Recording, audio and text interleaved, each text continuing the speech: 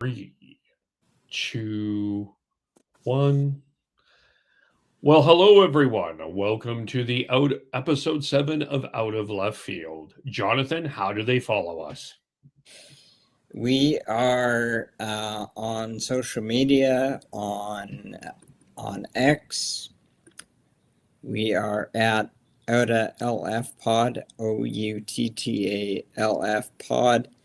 We're on Facebook, Out of Left Field, and brand new, we have an Out of Left Field baseball Substack, and that's an exciting addition for us that we've just launched. And that's going to be a place where that's basically going to be our hub for all of our content going forward. We're free, but this being on Substack is going to be a way for us to give you all of our different forms of content in one spot, and you can follow us there, subscribe to our content there. And yes, I did say different forms of content. We're excited that we're going to start to branch out into different forms of content as we go.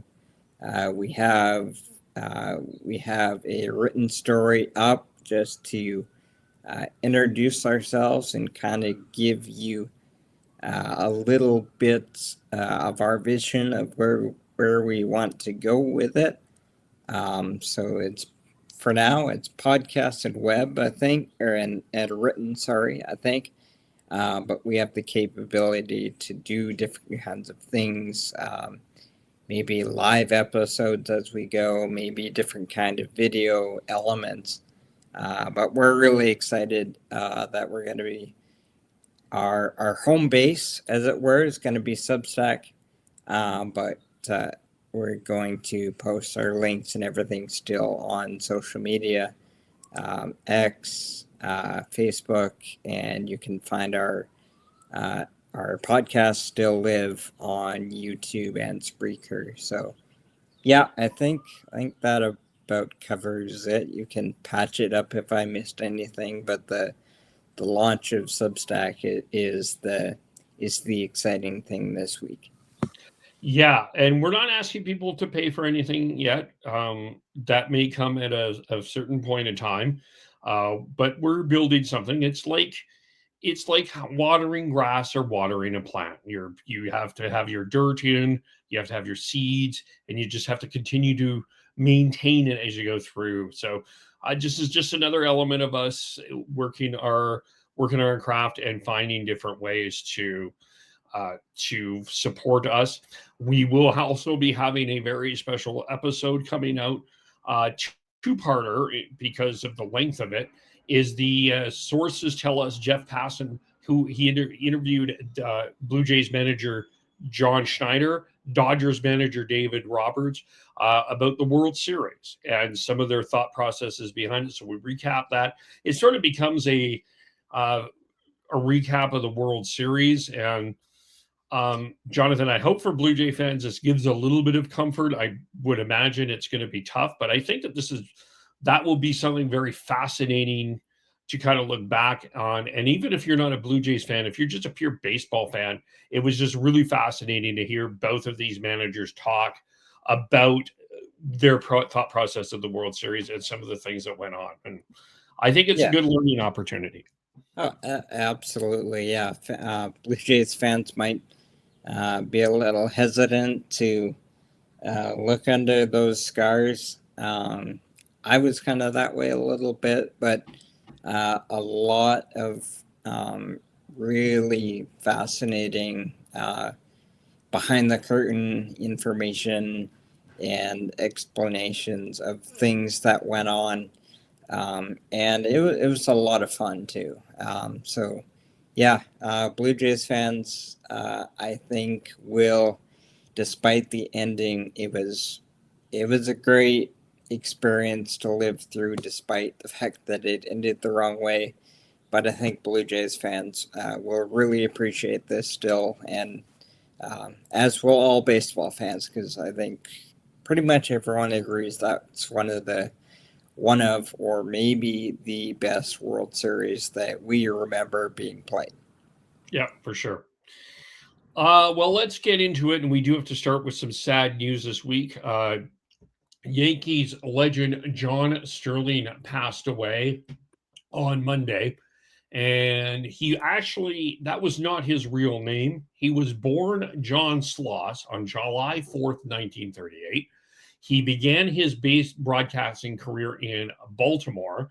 He was a play-by-play announcer for NBA, as well as college football, and as well as NHL and MLB. So he was the play-by-play for the then Baltimore Bullets in 70-71. He also did Morgan State University from 71 to 78.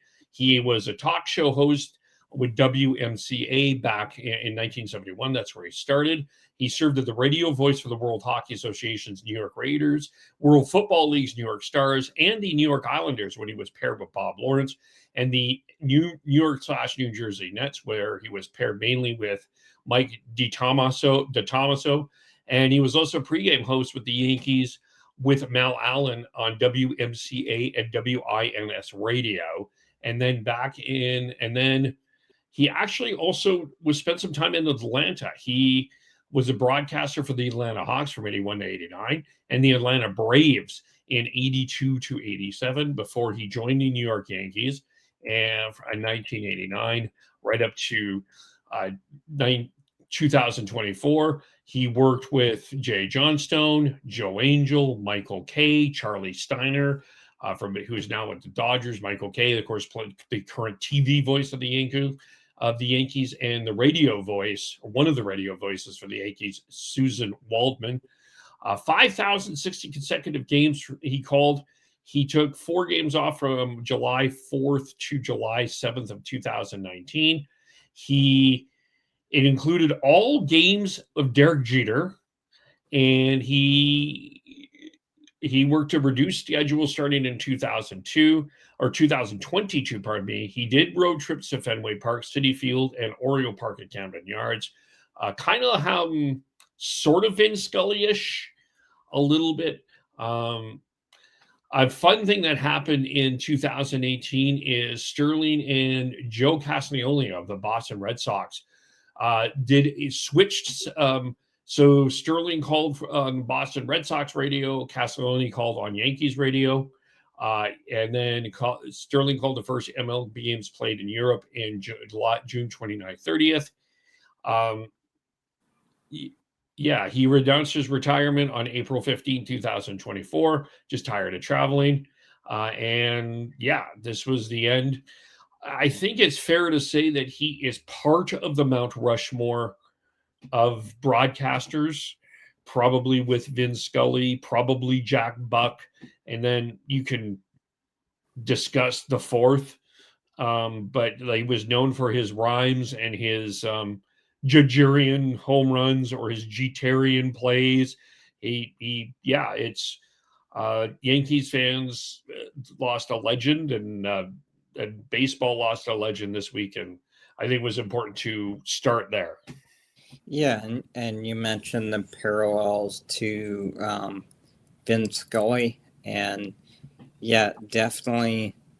I personally have Vin on a tier of his own, but John Sterling probably next on that next year.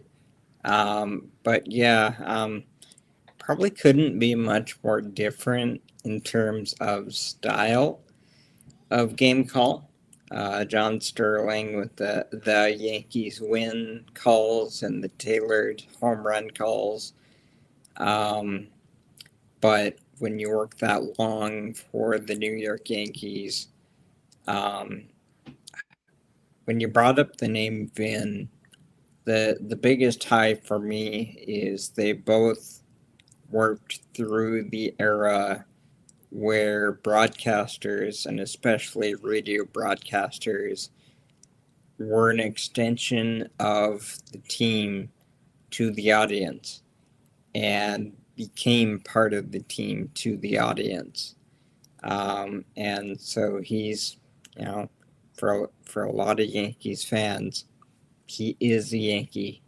And it was really touching to see Michael Kay use the Aaron Judge home run call that Sterling would use, and there was other broadcasters around different levels of the sport giving their tributes on their calls. So that was cool to see, and yeah, calling every Derek Jeter game. That's incredible. So yeah, you don't have to be a fan of the Yankees to appreciate John Sterling. Yeah. We should also acknowledge the passing of Ted Turner as well, the former owner of the Atlanta Braves. That should be acknowledged too. Um, Braves been on TBS for years. He was a big factor in with the Atlanta Braves. He had a rivalry with Rupert Murdoch. Um, we should also acknowledge his passing as well. Did you know he managed a game? I feel like I do remember that, but refresh my memory. Apparently, it was his MLB debut was May 11, 1977. Yeah. He sent the manager Dave Bristol on a scouting trip and took over for one game, and then they lost, so he wasn't helping. The Braves were sold by Time Warner, and which assumed control after the merger with TBS in 2007. So Ted Turner has a significant history with baseball. I shouldn't say he does not have a significant history with baseball. He does have a significant history with baseball, but was philanthropist with other areas as well. But really, if it not for Ted Turner, as I word that right, he is certainly the Atlanta Braves may not be who they are at this point. So that was also something we did need to acknowledge.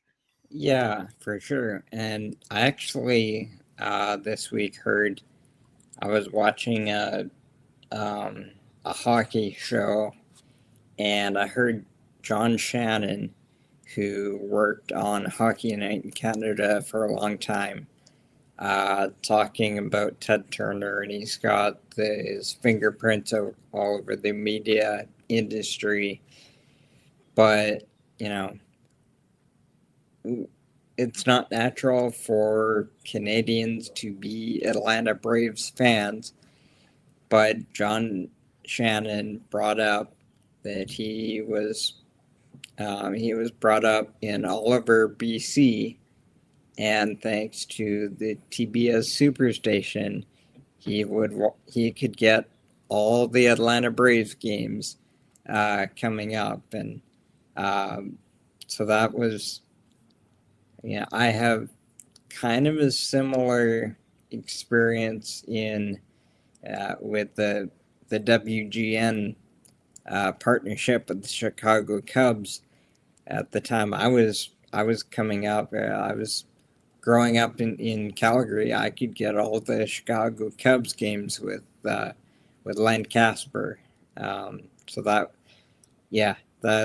was certainly something unique about the Braves, the reach that they had, and that was because of Ted Turner. Well, yeah, because there was Atlanta. You could also get Met games. You could also get Cub and White Sox game from WGN. You couldn't get Yankees games though. Back then, it was only Sports at New York. New York was only carrying Mets games. Dodgers no, Angels no on the LA channels.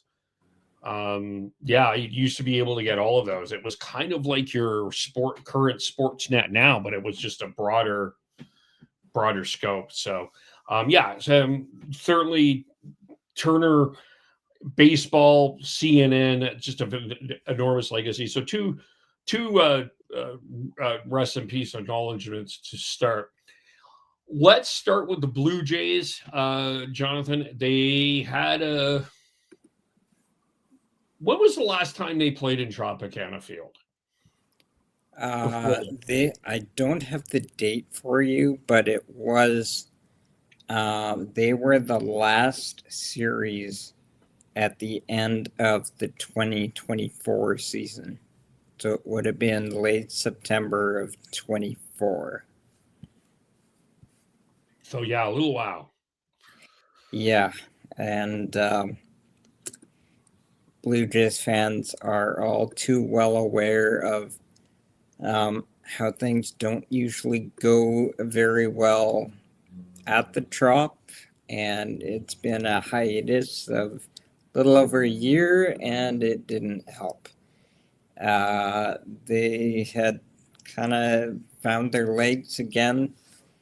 They were up to one game under 500.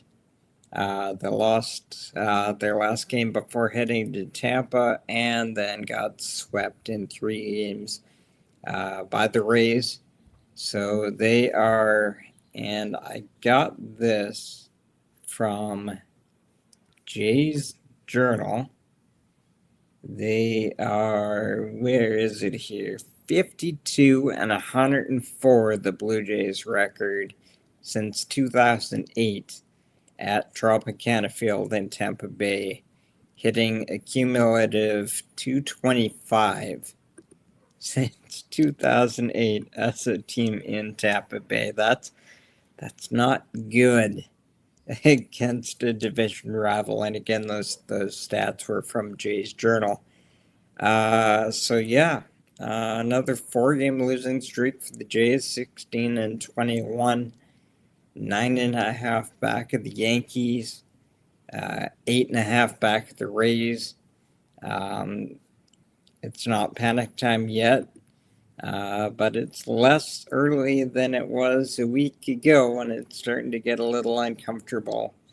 Couple of things I wanted to dig into a little bit, and Kevin, you can give your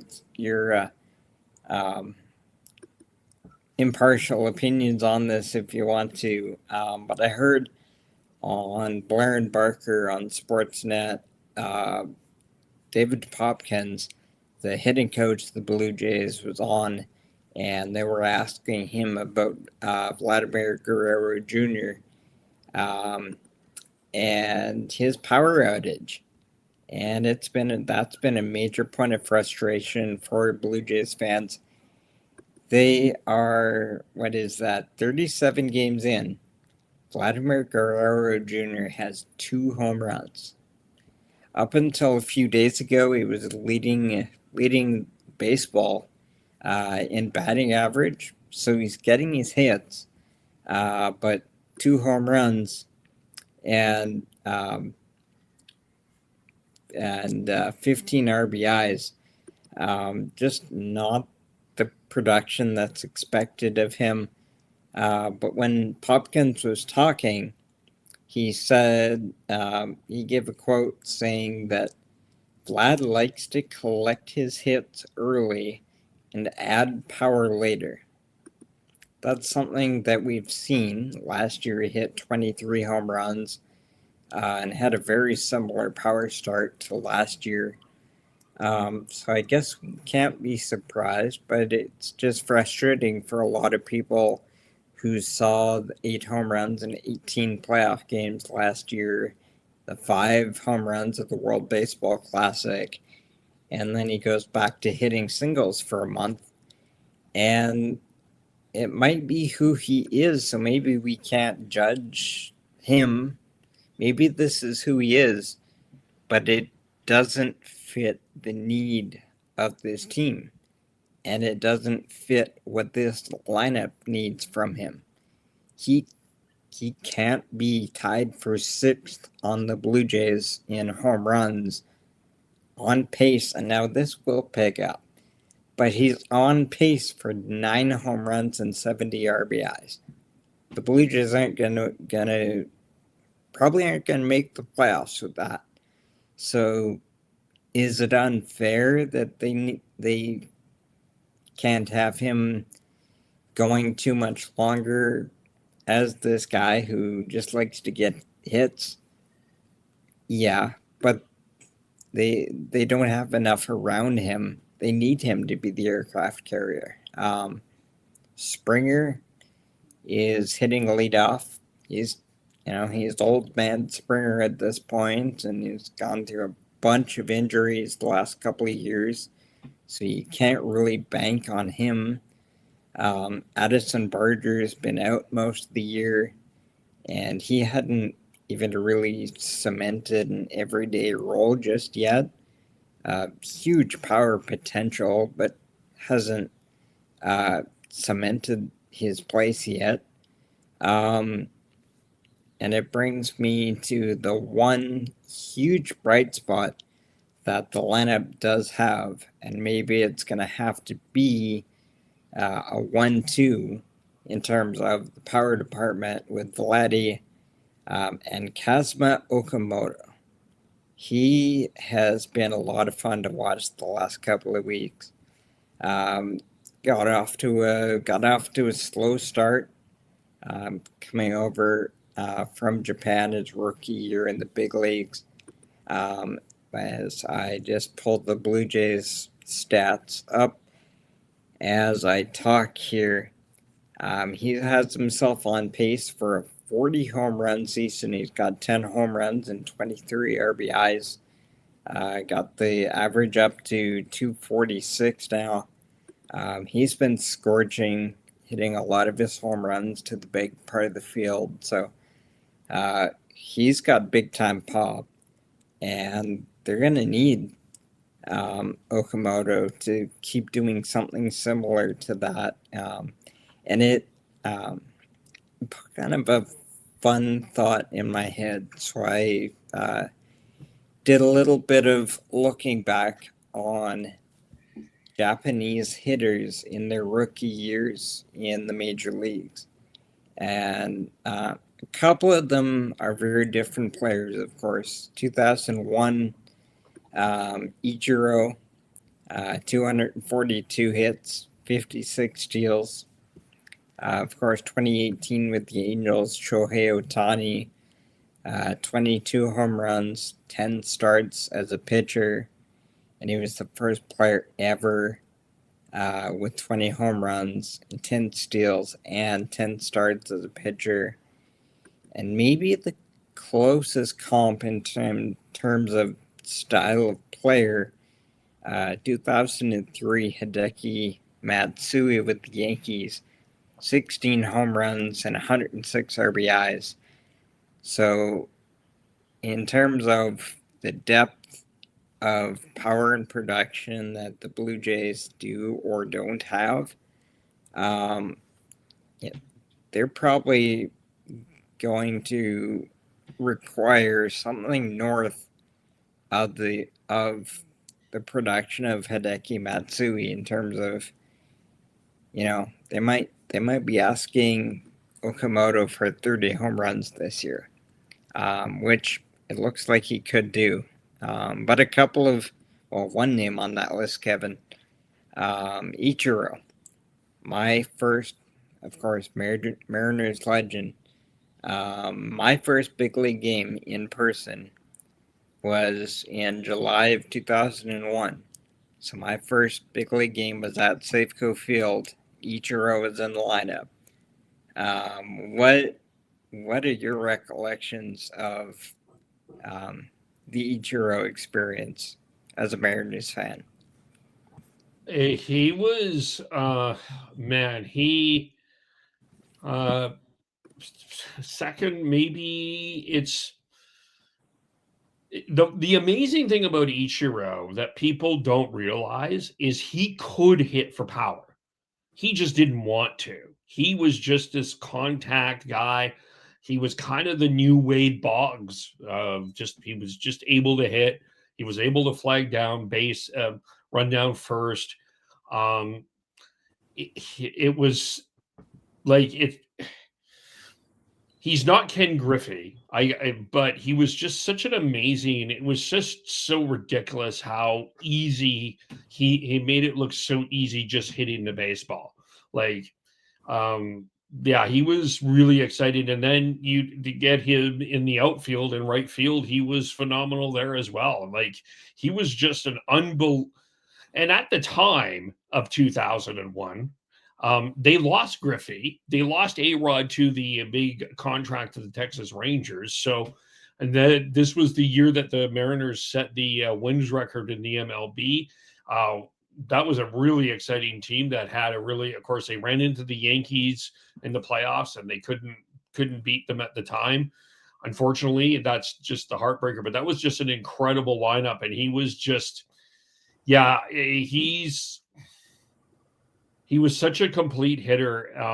He was a great base runner. He was just such an all around, really good, great baseball player that could have hit for power, but was just focused on hitting, just hitting the ball. And like I would say he would be for the last 25 years the most likely hitter to get to 400, if you believe that that's still an important stat, and I kind of still do. Um, I think the closest to probably that could do it in terms of the hitters from the last 25 years is probably Ichiro. Don't know Yeah, if there's and anyone else that could do that. I remember that about Ichiro, that he had a lot more pop if he wanted to hit for power. And the thing with him, though, is if you're just casually watching him on the highlight pack, he didn't look like a power guy. He looked like that wiry speed guy. So it wasn't apparent. Unless you You know were. who a good comparison, sorry to interrupt, but you know who would be a good comparison to him now? Would be Luis Arias. Yeah, that's pretty good. Yeah, that's a good call. Just kind of connecting a thought about what Ichiro, you know, he didn't really want to be the power slugger as much as he wanted to make sure he was um, getting on base, getting his hits, always being a factor that way. Um, Fans didn't see it unless they went to batting practice or saw footage of his batting practice, where Blue Jays fans are struggling with Vladdy right now. Is you look at him and he's a tank, and you have past stretches where he has been that aircraft carrier, and yet according to his hitting coach, he doesn't want to be that guy. He wants to just get his hits until he, I don't know, loosens up in the summer months and gets hot later.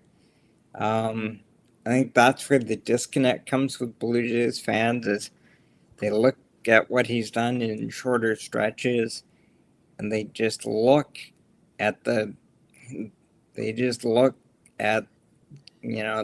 the physicality of Vladdy, and they just want to see it every night. And when the team is struggling to put up wins, I think that's where the unrest comes from. Okay, so I'm gonna just bring a couple of different perspectives into this here. First of all, I don't know what the conversation has been about the World Baseball Classic, but I do think that it has been a factor on a number of players' starts this year, including Cal Raleigh's start. I think was affected by the WBC. Julio Rodriguez, Randy Rosarena, other players have been kind of other than Aaron Judge. It's been most of the players from the World Baseball Classic haven't gotten off to the greatest of starts. Like even Kyle Schwarber with the Phillies has kind of got off to a pretty slow start. Bryce Harper, a bit of a slow start. So I do think that the World Baseball Classic has had a factor in this. But I'm going to toss a bit of a controversial opinion into this. Actually, before I do that, I want to point something out.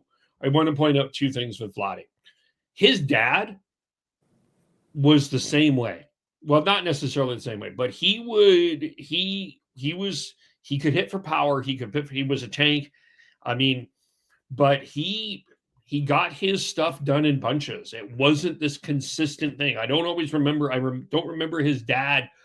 Like his dad was a consistent hitter, but the homers and all of that, just because of the way that he swung, because he swung at everything, it just was a little bit. It was a bit bunchy at times, and I think that that's what I see with Vlad. This is what I see with Vladimir Guerrero as well. And I got a little bit of heat, and I will still stand by this. I will still take Julio Rodriguez over Vladimir Guerrero because, and I think Julio is not like Julio is struggling too. I mean, he's getting on base, but he's not hitting for power. They're sort of similar, actually. It's kind of funny. I think they're both kind of similar in terms of they get into their power game a little bit later.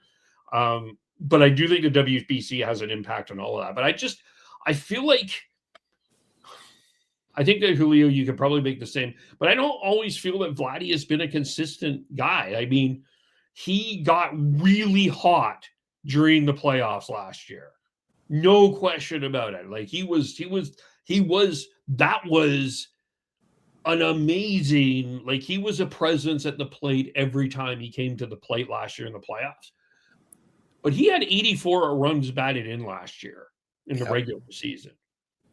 He didn't have a great regular season last year. He had a great playoff. I don't know if he had a great regular season. And he's he's not off pace. I mean, he is off pace. He's got only 2 home runs, but last year, 23, the year before 30, 28. I would suspect he's going to get in the 20 to 30 range. I think he gets hot. I think he turns things around. But I think the other challenge probably here, I imagine, is you got an injured George Springer, you've got an injured Addison Barger, and it sounds like there's 2 players hitting. And when there's 2 players hitting, it's easier to pitch to Vladimir Guerrero. Yep, totally. So I think before we kind of move it along here to other things, I think Vladdy might just be that guy that I think he's shown us in the playoffs last year and in the World Baseball Classic this spring. He's shown us that he's got the clutch gene, he's got the stage presence, he's got the get on my back and let's go in short stretches. But the Blue Jays are going to need to have enough of a cast to just keep them in it, keep them close over the long haul. And when it's go time, Vladdy has the ability to be that guy. But yeah, you're right. He doesn't appear to be that guy to do it all year long. And I mean, nobody can do, the pace he was on in the playoffs all year long. But you talk about Julio, and isn't he another one who's kind of his career, the rap on him is he's a slow starter? Yep. So, and yeah, he's a guy that gets it done in bunches. He's the same way as Vladdy. I think that the comparison of the two, in terms of their performance, they both get it done in bunches. And so we mentioned the WBC, and so do you think the WBC this spring is a factor at all for either one of them, or is this just another year of both of them doing what they do at this time of year? I think it's a combination of both. I think the WBC has had an impact. There is a trend of the way that things have started throughout baseball, where it does look like everybody is kind of getting off to that slow start. But they are also notable slow starters. So I think it's a combination of both. But I also think you got to find. I also think that the struggle here with the Blue Jays, like is you got to find the batting combination around him to get him going. Yeah, and they just haven't had something that I might write about as a written submission on our Substack eventually is it just hit me this week watching Jays games of how many at bats that they've had this season taken by players that we didn't know last year and we didn't know before spring training. The Eloy Jimenez's and the Lenin Sosa's, and it's hard to build the continuity and the rhythm for an offense with so many new faces and bit players playing large roles so far because of all their injuries. But that's something I can flesh out later on. But yeah, before we go to the Mariners, as I mentioned at the start of the Blue Jays thing, 26-31, 9.5 games back of first place. You mean 16-21? What did I say? 26-31.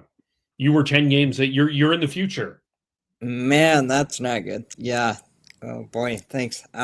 So that's a big number. They're trailing the Yankees and the Rays. Not panic time yet. They are getting healthier. You're gonna eventually get a better Vlad at some point. But it's looking to the next week. They've got a homestand coming up, Angels Rays. That's where you gotta make at home is where you gotta make your roundup. In my mind, they gotta win both of those home series coming up against the Angels and then the Rays, and get this thing pointed in the right direction again, and then hopefully keep it going that direction. They just had a stretch where they went, I think, 9-3, but then they fell off again and gave all that ground back. So it's nothing is lost. They made up this same deficit last year, but this year isn't last year. They're different. They're different years, different things going on. But yeah, this is going on for a little longer than is comfortable. So hoping for a big homestand coming up this week. So yeah, that's kind of what's going on in Blue Jays land. All right, let's go to the Mariners. And I do have to go back to the weekend because it was a special night on Saturday and a frustrating night last Saturday. Randy Johnson had his number 51 retired. So now Randy Johnson's 51 and Ichiro's 51 are both retired. Ichiro, Edgar Martinez, Dan Wilson, and we're all at the ceremony. Yeah, but Randy Johnson's the best pitcher in Seattle Mariners history. I don't think that there's much of an argument. Someone tried to point out Felix Hernandez to me. I'm sorry, it's Randy Johnson. I don't think it's a big debate about that. But yeah, it was great to see him back. And it was a special night. And Emerson Hancock struck out 14 on that night, which was it was unbelievable. And now, I talk about stage presence. The young pitcher striking out 14 on Randy Johnson night. That's killer right there. Yeah. It was frustrating though because they lost. They lost that game. Andres Munoz, who's had a bit of a struggle this year in the bullpen, did blow the save, and they did lose that game, and it was frustrating. And they got swept by the Royals during that series. So you got looking at the record, the Atlanta Braves were the second best team in the National League, and so that's going to be tough. But they ended up winning that series, although hard to score runs against a very good pitching staff in the Atlanta Braves. I'm going to talk about something in a little bit. I have a bit of a tease here, but Yeah, they ended up winning the series against the Braves. They get a great pitching outing from George Kirby. They get another great pitching outing from Brian Wu. An interesting thing that happened this week is Cal Raleigh got hurt. He is also, I think, impacted by the World Baseball Classic as well. He has felt some soreness. Was a bit of a concern. He missed Saturday, he missed Sunday, and Monday was back in the lineup on Tuesday. They didn't have to put him on the DL or on the IL, pardon me. And they were able to win 2 of 3. So that was good against a really good team. Again, strong starting, but strong bullpen from Jose Ferrer. They got Jose Ferrer from the Nationals in exchange for Harry Ford. Some people in Mariners lands were like, we should have got more for Harry Ford, but that's because nobody really knew who Jose Ferrer has been, and he's probably been their best bullpen. He pitched 3 times in a row, which is pretty significant. He even got a save this week. So he's becoming a really valuable left-handed arm. No Gabe Spires right now, so this is huge and will be huge, I think, going into that stretch run, having that an extra quality left-handed bat. They also claimed another left-hander off of waivers, Jose Suarez, as well. So that's another one to watch out for. A couple of other interesting things. Bryce Miller says he's really close to coming back. And what's interesting about this is now the discussion becomes, what do you do with either A, Emerson Hancock, B, Luis Castillo, and with Bryce Miller in and of itself? Do you do a 6-man rotation? Do you put Castillo in the bullpen?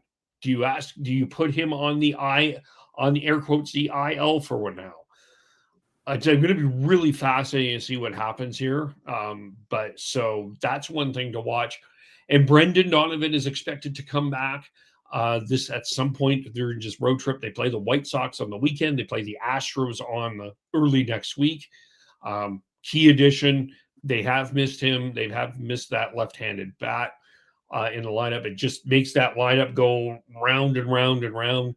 Cole Young continues to impress as well.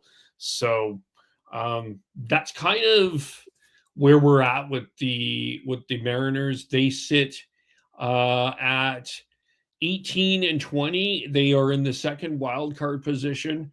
They are 7.5 back of the Rays. So, and they are in terms of division, they're behind the Athletics, a game and a half back. So that's kind of what the Mariners story has been. Yeah, and fill me in on Cole Young a little bit, because I've been seeing the numbers, but I don't have a lot of opportunity to watch a whole lot of Mariners games.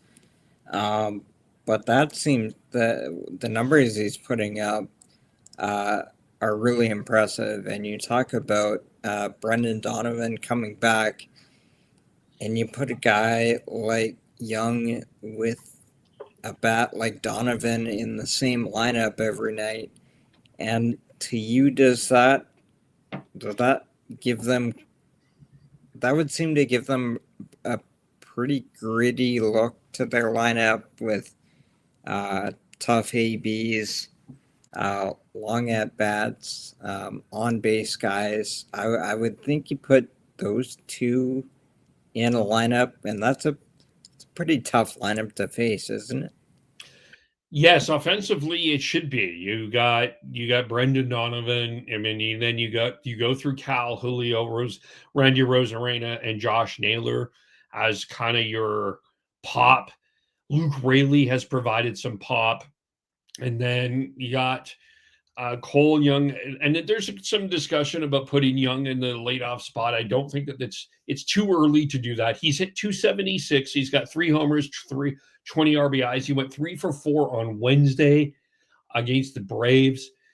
He's come up with some really important hits. I like him in the 9 spot because it just adds to the lineup. I think you put him in a leadoff at this point. I think that's a lot of pressure.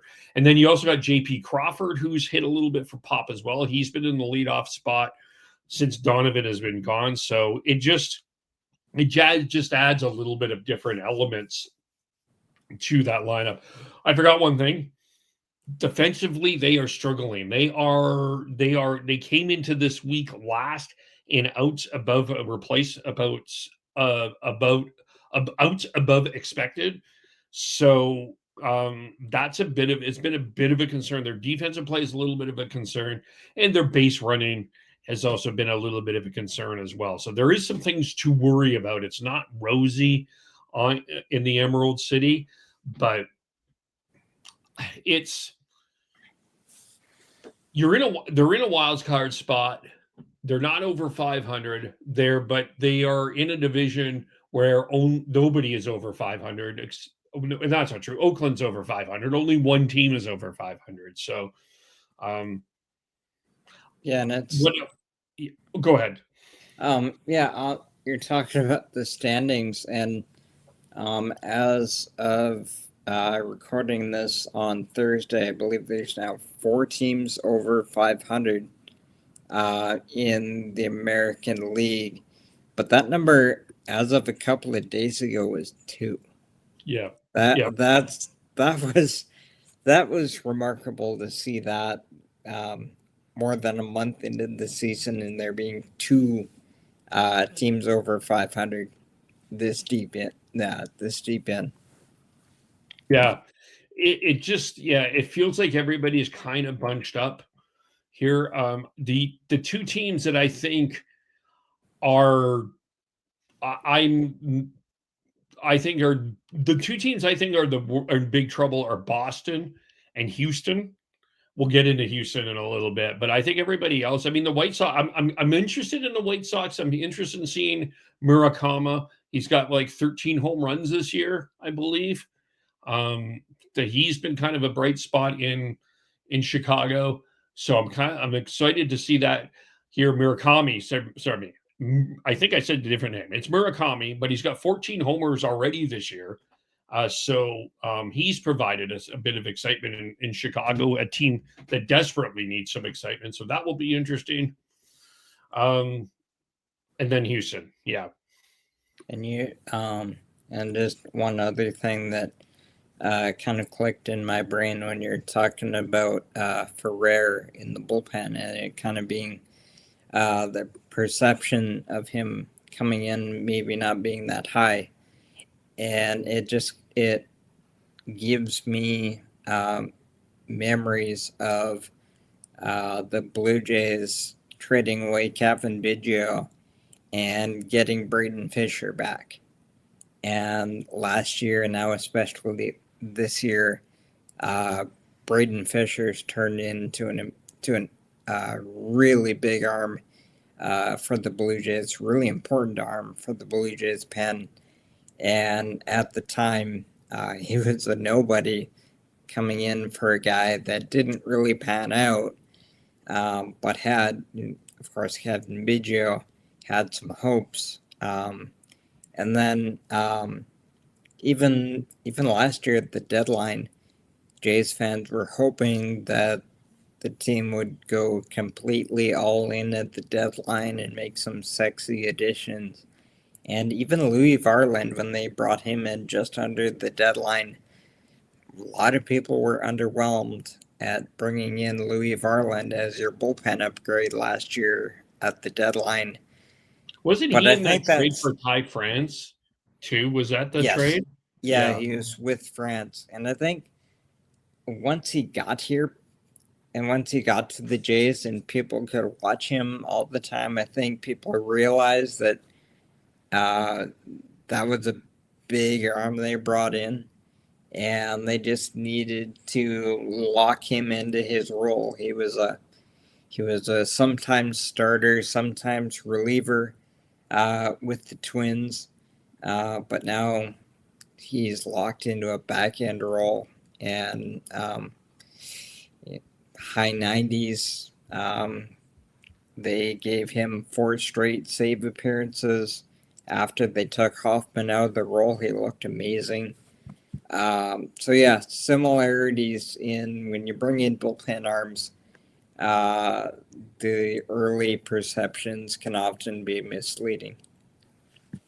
Yeah, our expectations is often people haven't seen them, so they don't know. Yeah. The one other thing it was something I was thinking about a little bit with the Mariners, and they were playing the Braves, and I'm starting to see some very similar personality traits from both of these organizations. They've been built on pitching. The Braves historically have always had really good pitching. You go back to, you talk about the TBS days with Ted Turner, Greg Maddux, Tom Glavine, John Schmaltz, back in those days. And then as you continue on, they've had Spencer Strider. They've always had good pitching over the years. And they've never been an organization that has gone out and necessarily have spent a lot of money on free agency.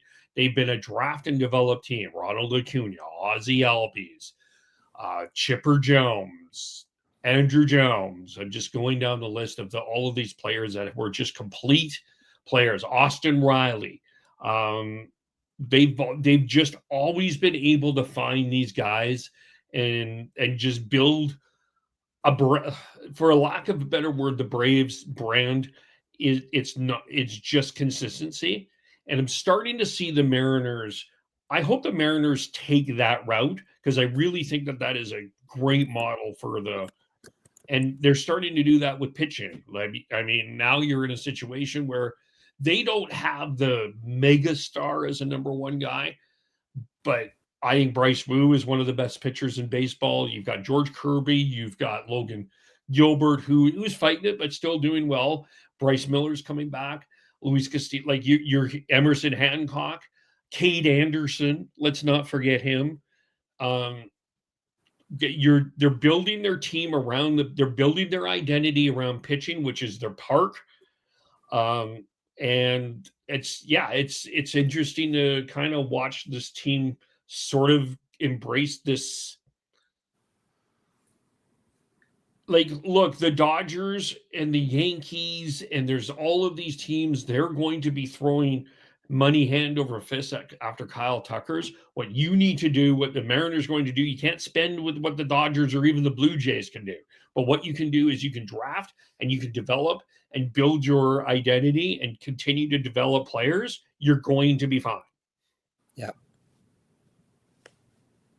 Yeah. No, we're about to get into with this lockout. Anyway. Yeah. Oh, that'll be fun. We're gonna have to do it at some point, but yeah. Anything else about the Mariners we should talk about?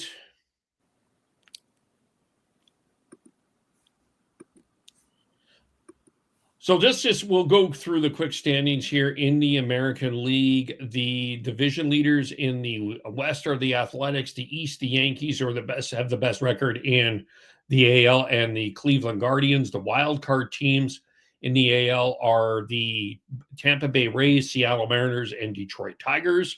And the Blue Jays are a game and a half out of the wild card spot, and they are 9.5 behind the Yankees. The Mariners a game and a half out of the AL West. In the National League, we've got the Braves leading the AL or NL East.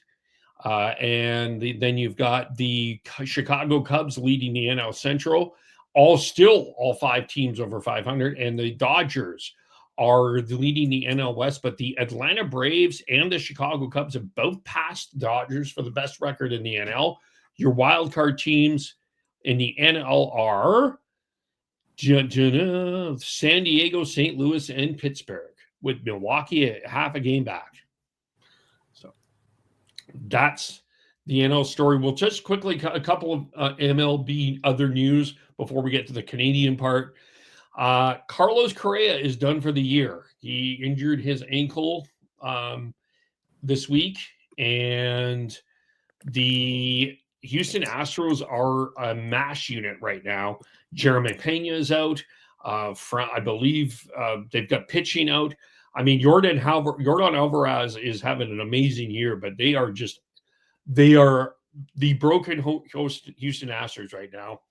And Framber Valdez is not with the team anymore, but he was suspended by the Detroit Tigers for 6 games for an incident earlier this week. So those are a couple of MLB news of significance. So, Jonathan, what's going on in Canada? Yeah, so I had a few things going on this week that I wanted to kind of shine a light on. First, at the big league level, we had a debut. Eric Cerantola, who is a pitcher on this spring's World Baseball Classic team for Canada, made his debut with the Kansas City Royals. Has now pitched in 2 games, both of them against Cleveland. His debut was one scoreless inning with a hit and a walk with 2 strikeouts. Cerantola is from Montreal. As I pull up his card here, from Montreal, 30th round pick in 2018 by the Rays. The 30th round doesn't exist anymore. Was drafted out of Mississippi State. Kind of interesting here.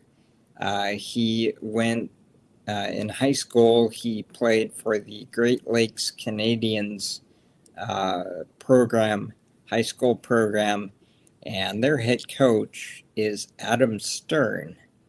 Adam Stern was the center fielder for the 2006 Canadian World Baseball Classic team, and of course went 3 for 4 and had an inside the park home run and 4 RBIs in the big upset win that we remember over the U.S. in the 2006 tournament.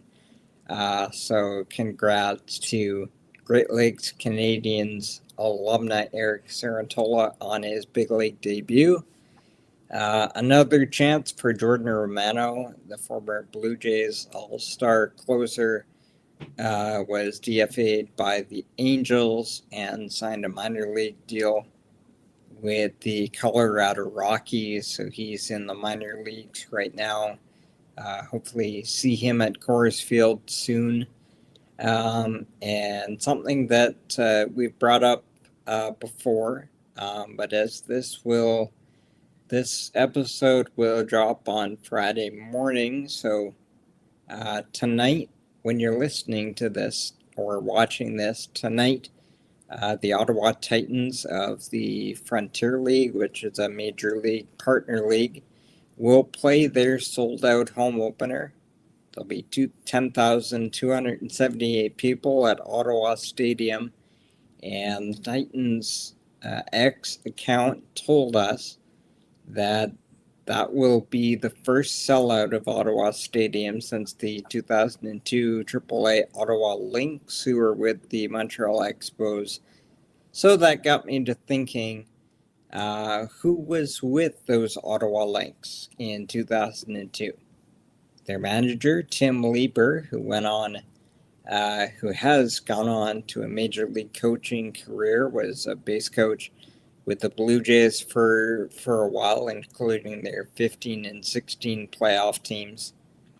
Longtime bullpen coach for the Blue Jays, Canadian Alex Andriopoulos played for them.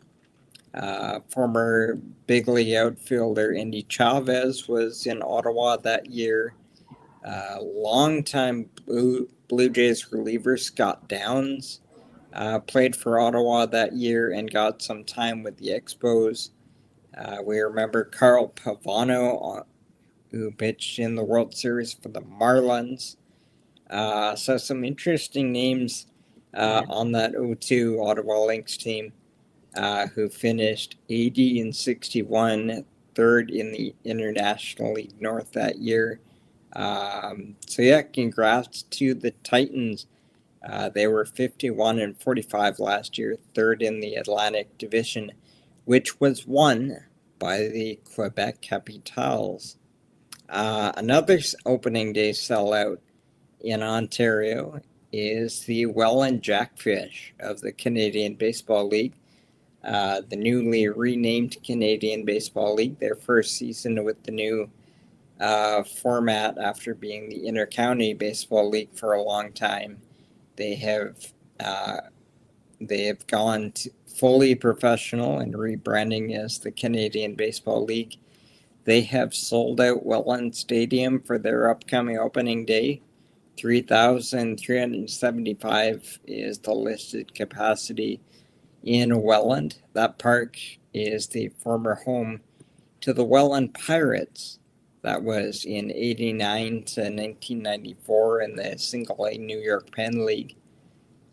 So a nice historic yard there. The Jackfish, with a predominantly Canadian roster, they won what was the Intercounty League last year, both in the regular season and the Dominico Cup playoffs last year. So an exciting day coming up for the Welland Jackfish. And my last fun bit of history is, of course, this week's hat of the week. I started doing this last week. I'll hold it up to the camera there. This is the hat of the Montpellier Barracudas. I believe this hat probably would have been their 2009 hat. That was given to me after the 2009 season by a player by Anthony Cross, who was playing with the Okamoto Dogs, summer collegiate team in the Western Canadian League at the time. And Anthony is from Montpellier and played for his hometown Barracudas. They are in the France First Division. They won the France First Division 3 years running in 1993 to 95, including the European Champions Cup in 94. Greg Hamilton, now the director of national teams for Baseball Canada, was their head coach and GM for 6 years. And Anthony Cross, who gave me this hat, was the third. Put it up into the camera again. Oh. Yeah. Sorry. Yeah, there we go. There we are. Yeah.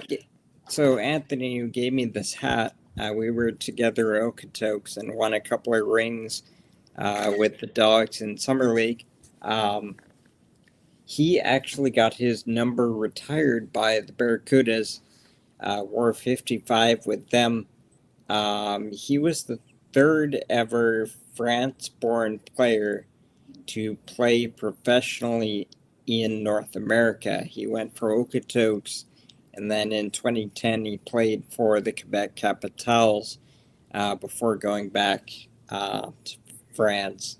So just I thought that would be a fun history lesson.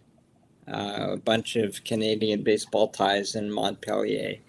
And Anthony, when he came to us, had been playing at Thompson Rivers University in Kamloops, BC, in the Canadian College Baseball Conference. So that's a hat that has some fun memories for me on my hat wall, and cool stories with the Barracudas there too. So that's I think that's what I have for this week. So a lot of talking there. Sorry. That's okay. Good stories. Good information. And if you are part of any Canadian team and you have some stories to share with us, message us at Out of Left Field at our Twitter account, and we'll try to make sure we get to them, because we do want to profile Canadian baseball. It's not something that gets a lot of profile right now, and us digging into that area will help everybody in the baseball community. So for sure, and that's kind of our vision which you can go to our Substack article, our first one, and you can read more about our vision. But yeah, I mean, I'm a Blue Jays fan, you're a Mariners fan. That's going to anchor what we do here. But we both have an appreciation and a passion for Canadian baseball, whether it be the teams, programs, and the players. So we're here to shine a light on it. Um, we'll have lots of major league talk, but when it comes to Canadian baseball, we wanna shine a light, and we wanna to boost everybody, no matter what level. So yeah, please, we appreciate your listenership and your viewership on the podcast. But we would, and if you like what you're hearing, yeah, we would love to engage with you over on our X page. We are at Outa LF Pod, the Outa Left Field podcast. Follow us there if you feel inclined, and engage with us there. We'd love to chat with you. And yeah. Yeah. And we are, and it's numbers are numbers, but it's kind of exciting to see that we're at 90 followers. So we are growing. We're hoping that next time we convene, we're over 100 followers, just because it's a nice round number to have. Not that it's the end of the world, but like, subscribe, rate, review, all of those things. And did I miss anything, Jonathan? No, I think we're good. Yeah. Um, Thank you to everybody who's watching and listening. Thanks to the early followers, and yeah, I think just to reiterate that we're still in the early days here. We're still sort of getting our legs underneath us a little bit, but launching Substack as our home base is a really exciting step, and we're going to be able to do a lot of things based off of that. But we're going to grow from here. We're gonna find our voice as we go, and we're also going to be able to polish up our presentation a little bit and do more things with our presentation.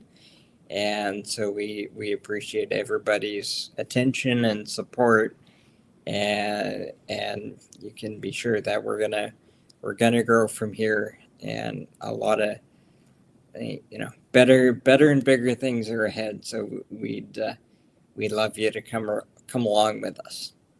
Yes, for sure. And thank you, everybody, for watching. Thank you, everybody, for listening. And we will talk to you all very soon. Oh, just remember our Passon, just one more time, our review of the Passon sources tell us review of the John Schneider, Dave Roberts interview regarding the World Series. Check that out as well. Again, thank you for watching. Thank you for listening. We will talk to you all very soon. Bye for now.